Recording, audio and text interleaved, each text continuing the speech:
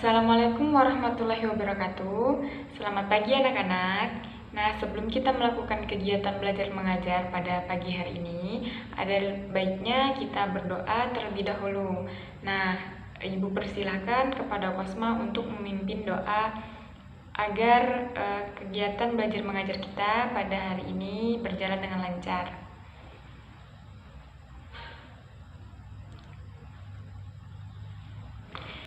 Nah, untuk itu selanjutnya kita akan absen terlebih dahulu. Sepertinya ini ada yang tidak hadir ya, satu orang. Nah, untuk itu dipersilahkan kepada Ananda sekalian untuk mengisi link absen yang telah Ibu share melalui room chat tadi. Nah, alhamdulillah ya, pada hari ini hanya satu orang yang tidak hadir. Semoga untuk kedepannya hadir semua. Sebelumnya, alhamdulillah berkat rahmat dan taufik Allah Subhanahu wa Ta'ala, kita dapat melakukan kegiatan belajar mengajar pada hari ini. Nah, untuk itu tujuan pembelajaran pada hari ini yaitu diharapkan kepada Ananda sekalian mengerti apa saja struktur sel. Kemudian kalian semua dapat membedakan antara sel hewan dan sel tumbuhan. Nah, sebelum kita memasuki materi mengenai sel pada pertemuan kedua kali ini, kemarin kita sudah sedikit membahas mengenai sistem organisasi kehidupan pada pertemuan pertama. Itu kita sudah sedikit membahas pendahuluan mengenai materi sistem organisasi kehidupan. Nah, untuk itu Ibu ingin bertanya kepada Ananda sekalian, apakah masih ada yang ingat mengenai materi kemarin? Nah, coba siapa yang masih ingat apa yang dimaksud dengan sel prokariotik dan sel eukariotik? Ya, pada Ananda Ria silahkan. Ya, benar sekali. Jadi, sel prokariotik itu memiliki nukleus atau inti sel. Nah, tetapi inti sel tersebut tidak diselubungi oleh membran inti. Kemudian, untuk sel eukariotik ini itu merupakan sel yang memiliki inti sel dan inti sel tersebut dibungkus oleh membran inti. Alhamdulillah masih ada yang ingat. Untuk Ananda Ria mendapatkan nilai dari Ibu. Nah, kemudian Ibu ingin bertanya kepada Ananda sekalian, ada yang tahu tidak siapa nama yang ada pada gambar ini? Coba kepada Ananda Nurhaliza. Ya, benar sekali. Pada gambar ini, beliau ini merupakan seorang ilmuwan berkebangsaan Inggris. Nah, beliau ini bernama Robert Hooke. Nah, pada tahun 1665, beliau mengamati sayatan gabus menggunakan mikroskop. Nah, gabus ini merupakan bagian tumbuhan yang berasal dari kulit pohon. Gabus ini merupakan jaringan mati. Dari sayatan tersebut, beliau melihat ada banyak ruang-ruang kosong berbentuk kotak yang mirip seperti sarang lebah. Beliau menamai ruang-ruang kosong yang diamatinya tersebut sebagai sel. Jadi, sel ini berasal dari kata bahasa Latin yaitu cellula yang berarti rongga atau ruangan. Nah, terjawabnya pertanyaan Ibu tadi, maka Nurhaliza mendapatkan nilai dari Ibu. Nah, untuk itu kita akan membahas lagi mengenai struktur sel secara umum.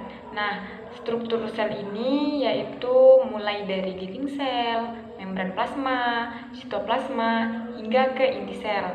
Nah, jadi kita akan membahas satu-satu mengenai struktur sel tersebut. Untuk yang pertama, kita akan membahas mengenai dinding sel. Nah, dinding sel ini hanya terdapat pada sel tumbuhan saja. Apabila Ananda mengamati sayatan bagian tumbuhan, bagian paling luar dan agak tebal itulah yang dinamakan dengan dinding sel. Nah, dinding sel ini membuat sel tumbuhan lebih kaku dan lebih kuat dibandingkan dengan sel hewan.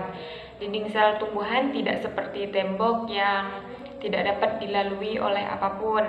Namun dinding sel tersebut terbuat dari bahan selulosa sehingga masih bisa dilewati oleh air dan zat-zat yang terlarut di dalamnya. Bagaimana? Bisa dipahami?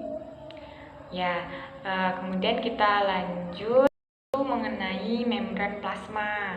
Nah, membran plasma ini sering juga disebut dengan plasma. Pada sel hewan, membran plasma merupakan lapisan yang paling luar. Nah, lapisan ini sangat tipis sehingga Ananda tidak bisa melihatnya dengan hanya menggunakan mikroskop cahaya. Kemudian, membran plasma ini tersusun atas lemak dan protein. Nah, membran plasma ini bersifat selektif permeable. Ada yang tahu maksudnya gimana? Oke, jadi maksudnya itu ada zat tertentu yang dapat masuk dengan mudah, tetapi ada juga zat tertentu yang tidak dapat atau sulit melewatinya. Nah, oleh karena itulah membran plasma berfungsi mengatur keluar dan masuknya zat ke dalam sel. Kemudian struktur sel yang ketiga itu merupakan sitoplasma. Nah, sitoplasma ini merupakan isi sel. Sitoplasma tersusun atas air dan bahan-bahan kimia yang terlarut seperti karbohidrat, lemak, protein, mineral, dan juga vitamin. Oleh karena itulah, pada sel tumbuhan yang sudah mati akan tampak kosong. Hal ini disebabkan karena cairan dan benda yang lain sudah tidak ada. Sudah bisa dipahami anak-anak? Ya. Kemudian struktur sel yang keempat atau yang terakhir itu dinamakan dengan inti sel. Nah, inti sel ini merupakan badan di dalam sitoplasma yang ukurannya paling besar. Inti sel ini memegang peranan penting dikarenakan dalam inti terdapat materi inti yang berperan dalam pewarisan sifat dari induk kepada keturunannya. Selain kita membahas struktur sel, kita akan membahas mengenai perbedaan sel hewan dan sel tumbuhan. Untuk itu, Ibu harapkan kepada Ananda sekalian untuk memperhatikan dan memahami gambar yang telah Ibu tampilkan. Nah, dari gambar ini Ananda sekalian dapat membedakan antara sel hewan dan sel tumbuhan. Kemudian ada juga tabel ini. Nah, dari sini kita dapat membedakan yang mana sel hewan dan mana sel tumbuhan. Nah, sel hewan dan sel tumbuhan memiliki kedudukan dan fungsi yang sama sebagai unit struktural dan fungsional terkecil kehidupan. Namun, jika dilihat dari strukturnya, sel hewan dan sel tumbuhan memiliki sedikit perbedaan saja. Tidak semua organel sel hewan terdapat di dalam sel tumbuhan, begitu juga sebaliknya. Nah, tidak semua organel yang terdapat di dalam sel tumbuhan dimiliki juga oleh sel hewan. Contohnya apa? Ya, jadi tuh kita ambil contohnya seperti kloroplas yang tidak terdapat pada sel tumbuhan. Nah, apakah Ananda sekalian sudah bisa memahami apa saja struktur sel, kemudian apa aja perbedaan antara sel hewan dan sel tumbuhan?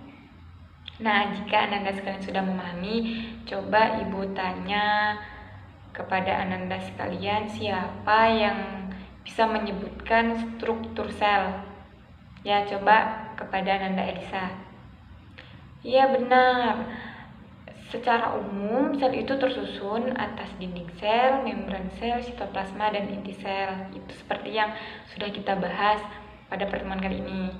Nah, untuk Elisa mendapatkan nilai dari Ibu juga ya. Untuk itu, dari pertemuan ini Ibu dapat menyimpulkan bahwa makhluk hidup tersusun atas sel. Sel ini ada yang uniseluler dan ada juga yang multiseluler. Nah, sel ini merupakan satuan terkecil dari makhluk hidup. Berdasarkan ada tidaknya membran inti sel, sel dapat dibedakan menjadi sel prokariotik dan sel eukariotik. Secara umum, sel ini tersusun atas dinding sel, membran sel, sitoplasma, dan ada juga inti sel. Nah, di dalam sitoplasma itu terdapat organel sel yang mempunyai tugas berbeda-beda untuk menjalankan fungsi sel. Nah, sel hewan dan sel tumbuhan ini memiliki beberapa perbedaan, itu disesuaikan dengan fungsi selnya. Nah, dengan kesimpulan ini, Ibu rasa sudah cukup pertemuan kita pada hari ini. Nah, untuk itu marilah sama-sama kita mengucapkan hamdalah. Alhamdulillahirabbil alamin. Ya, Ibu rasa pertemuan kali ini udah cukup dan berhubung juga waktunya sudah habis. Kemudian untuk pertemuan selanjutnya kita akan membahas mengenai jaringan. Untuk materinya Ibu akan share melalui Google Classroom. Nanti kita akan belajar via Google Classroom aja. Nah, untuk itu Ibu ada tugas nih mengenai materi pada hari ini. Nah, untuk tugasnya Ibu juga share melalui Google Classroom ya. Itu dikumpulkan pada pertemuan selanjutnya. Sebelum Ibu tutup pertemuan pada kali ini, Ibu mengucapkan terima kasih kepada anak-anak sekalian yang sudah aktif dan turut berpartisipasi pada pertemuan kali ini. Ibu harap kedepannya kita bisa lebih aktif lagi melakukan pembelajaran ini meskipun melalui via daring saja, dikarenakan situasi dan kondisi yang tidak memungkinkan untuk kita bertatap muka. Kemudian untuk selanjutnya semoga kita dapat hadir semua. Untuk itu Ibu terima kasih sekali lagi, dan Ibu mohon maaf apabila Ibu pada pertemuan kali ini ada salah kata kepada ananda sekalian. Terima kasih.